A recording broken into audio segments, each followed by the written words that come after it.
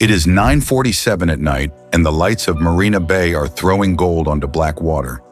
Above the harbor, a boat-shaped platform floats 60 stories in the air, and somewhere up there, someone is swimming toward the edge of the sky, the entire city glittering beneath their feet like a circuit board that never sleeps. Down below, in a hawker's stall the size of a closet, a woman who has cooked the same noodle dish for 40 years is wiping down her counter and closing up for the night, her hands moving on muscle memory alone. 2 images, 1 island, separated by less than 2 miles in an entire universe of circumstance. This is where we start. Singapore sits at the southern tip of the Malay Peninsula, a single island nation barely larger than New York City, packed with nearly 6 million people living, working, and sleeping on top of one another in a space most cities would consider a single district. Population density here is among the highest on the planet, and yet somehow there is no visible chaos, no cracks in the pavement, no piles of garbage waiting for collection. Everything appears designed, measured, accounted for, right down to the trees planted along the highway on a precise rotation schedule. This is Singapore. The question was never really whether this place is wealthy. Anyone with a phone and an internet connection already knows the answer to that. The real question is what that wealth is standing next to, and how far you have to walk from the postcard image before the rest of the story starts to show itself. Step off the main boulevard, past the malls and the marble lobbies, and the rhythm changes almost instantly. The polish thinning out block by block until you are standing in front of a laundromat that hasn't been renovated since the 70s. Now here's something almost no first-time visitor expects. Singapore has almost no natural fresh water of its own, no oil reserves, no minerals worth mining, and barely enough farmland to feed a fraction of its population.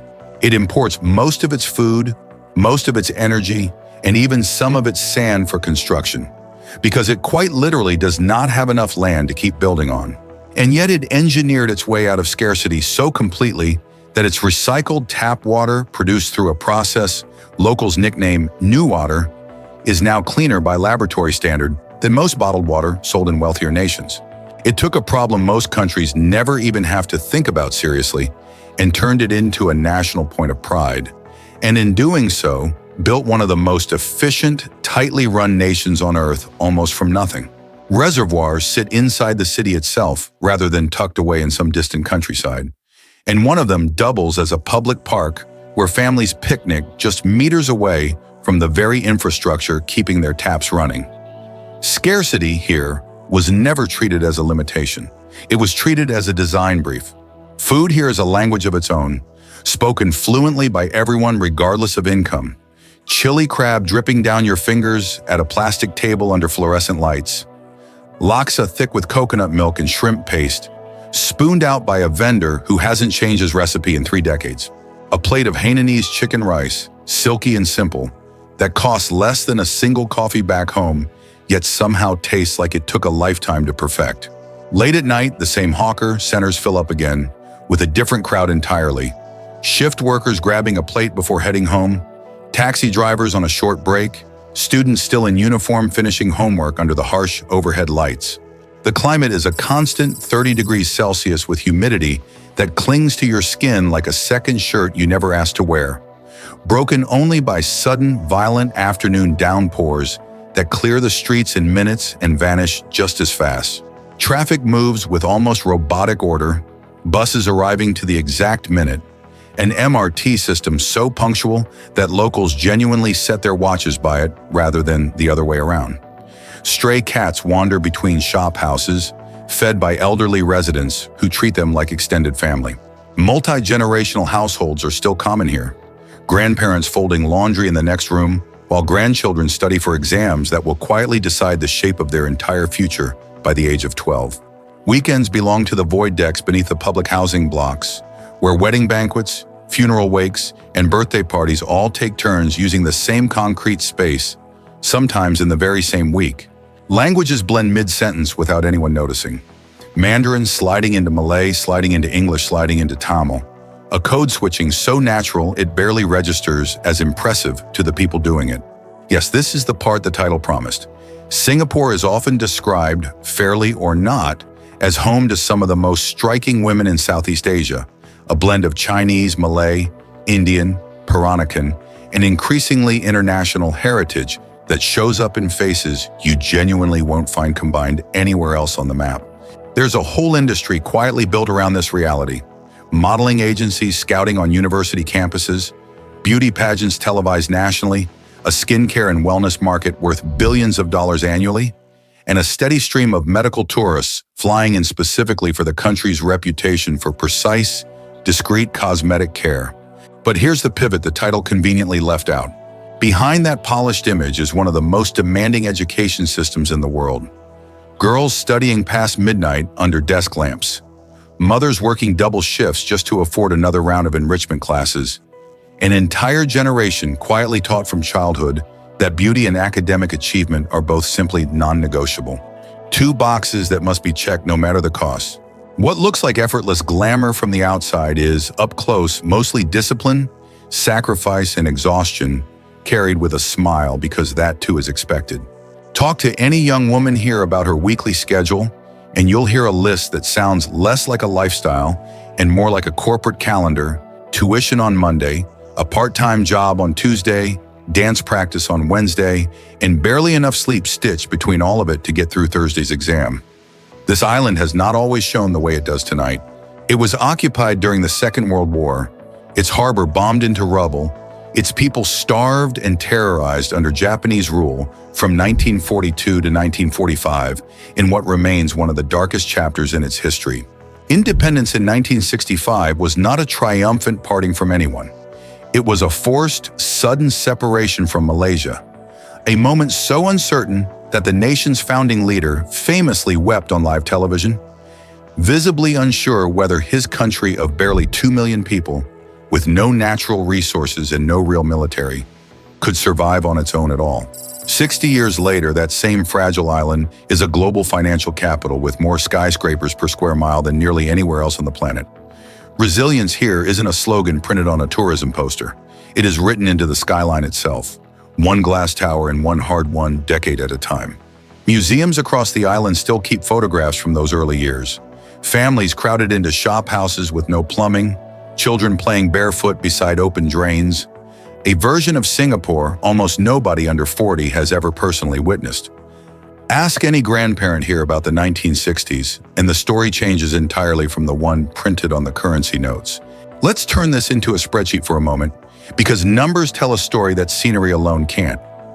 A tourist can eat a full, satisfying meal at a hawker center for $4 or $5. Remarkably cheap for a city this advanced, this clean, this efficient. But the median local salary barely stretches to cover rent, since even a small apartment near the city center can run well over $3,000 a month, eating a family's income before groceries are even considered. Owning a private car requires a government-issued certificate that alone can cost more than the car itself, sometimes upward of $80,000 just for the legal right to drive one for 10 years. The cheapness a tourist enjoys for a week is, quietly, a distance measured in someone else's working hours, someone else's overtime shifts, someone else's decision to skip dinner out so their child can attend one more tuition class. Even public housing, the backbone of home ownership here, now sells resale flats for prices that would shock anyone expecting cheap government housing, some units crossing $500,000 for a space smaller than a suburban garage back home. The math rarely appears on camera, but it's the math everyone living here quietly does every single month. If you have made it this far and you are enjoying the journey, a like and a subscribe genuinely help us keep making videos like this one. The danger here isn't crime in the traditional sense you might expect from a big dense city. Singapore's laws are famously strict, and violent crime is genuinely rare compared to almost anywhere else on Earth. The real danger is quieter, harder to photograph. It's a punishing cost of living that pushes migrant workers into cramped, overcrowded dormitories, far from the glass towers they helped to build. It's a legal system so severe that chewing gum in public and jaywalking both carry real enforced fines, a level of control that surprises many first-time visitors. It's a mental health crisis among students that the government itself has openly acknowledged in recent years, driven by relentless academic pressure. Counselors in secondary schools report a steady rise in anxiety-related visits every exam season, a pattern so consistent now that some schools have started building quiet rooms specifically for students who need a moment away from the pressure before walking back into class. Scam phone calls targeting the elderly have become common enough that local banks now run public warning campaigns on television. The order you see gleaming on the surface has a cost, and that cost isn't always visible in the glossy tourist brochures handed out at the airport. Loan sharks still operate in the shadows of certain housing estates, marking doors with paint when a debt goes unpaid, a practice the government has spent years trying to stamp out entirely without full success. None of this shows up in the drone footage of the skyline, but ask anyone who has lived here long enough, and they will tell you exactly which streets to walk past a little faster after dark, and which void decks quietly empty out once the sun goes down. And yet, for all its concrete and glass, Singapore protects an almost stubborn amount of green space. Over 2,000 species of plants live inside a single conservatory shaped like artificial glass mountains, climate controlled down to the degree. The southern ridges stretch like a green spine through the middle of the city, connecting rainforest canopy to skyscraper rooftop by elevated walkway, letting you cross from wilderness to boardroom in a single afternoon walk. Pulau Ubin, a small island just off the northeastern coast, still runs on what locals call kampong time, almost entirely untouched by the pace of the mainland, a river that seems to have escaped the very paradise it came from, frozen somewhere 50 years in the past, while the rest of the country sprinted forward without it. Wild monkeys still cross the roads near the central catchment reserve, unbothered by the traffic that waits patiently for them, and monitor lizards the length of a grown man's leg occasionally surface in canals just minutes from the financial district, a reminder that the jungle never fully left, it just learned to share the address. If this country is going to pull you in the way it pulls in millions of visitors every year, here's where to put your feet first. Start in Chinatown at dawn, before the heat and the crowds arrive together. Walk through Tiong Bahru for what many locals will tell you is the best coffee on the entire island, poured out from behind unmarked doors that don't bother advertising themselves. Skip the overpriced rooftop bars everyone photographs, and instead find the hawker centers where locals actually eat day after day without a second thought. Tiong Bahru Market or Maxwell Food Center will teach you more about this country in one meal than any museum exhibit could. And if you have the time, take the short ferry out to Pulau Ubin before it changes too.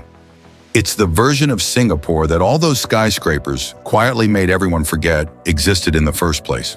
For something in between the two extremes, wander Ketong in the late afternoon, past pastel-colored Peranakan shop houses that have somehow survived every wave of redevelopment, and end the day at Haji Lane, where street art and small independent boutiques crowd a single narrow lane barely wide enough for two people to pass comfortably.